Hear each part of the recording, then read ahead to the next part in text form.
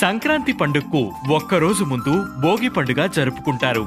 భోగి రోజు తెల్లవారుజామునే ఇంటి ముందు పెద్ద మంటలు వేసి అందులో ఇంట్లోని పాత వస్తువులను తెచ్చి తగలబెట్టేస్తారు. అయితే దీనిలోని అంతరార్థం ఏమిటంటే దేనిపైన పిచ్చి వ్యామోహం తగదని చెప్పడమే. ఉదాహరణకి ఇంట్లో ఓ కుర్చీ బాగా పాడైపోయి ఉన్నా దాన్ని వదలరు. మా తాతగారిది, అదంటే నాకు సెంటిమెంట్ అని పట్టుకొని వేలాడతారు.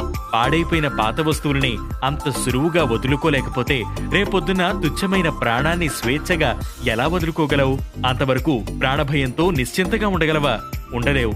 అందుకే అలాంటి వెర్రి వ్యామోహాలను పక్కన పెట్టి నీలోని పాతను వదిలేయమంటుంది భోగి. అప్పుడే జీవితం నిశ్చింతగా ఉంటుందని చెప్పకనే చెబుతుంది భోగి. అందుకే ఇంట్లోని పాత వస్తువులను భోగి మంటల్లో వేసి తగలబెట్టేయాలని పెద్దలు ఓ సాంప్రదాయం తీసుకువచ్చారు.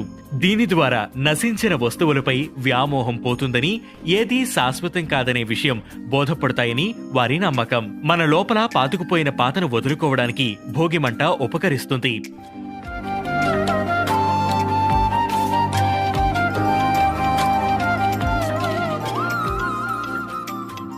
భోగి మంటలకు కొన్ని నిబంధనలు ఉంటాయి. మంటల కోసం వంట చెరుకును వాడరు. యజ్ఞ యాగాతుల్లో వాడే సమిధలను ఉపయోగించరు. కేవలం పాతకలప తుంగలతోనే మంటలను వేస్తారు. భోగి మంటల వల్ల మరో ప్రయోజనం అగ్ని ప్రమాదాలను నిలువరించడం. ఏటా వచ్చే పండక్కి ఇలా భోగి మంటల్లో పాతకలప కాలిపోతే ప్రమాదాలు తగ్గుతాయి. మరి మీరంతా ఈసారి భోగి మంటల్లో ఏమేం వెయ్యాలో డిసైడ్ అయ్యారా? అలాగే ఏదీ శాశ్వతం కాదనేది గుర్తుపెట్టుకోండి. ఈ సంక్రాంతిని మరింత సంతోషంగా గడపండి.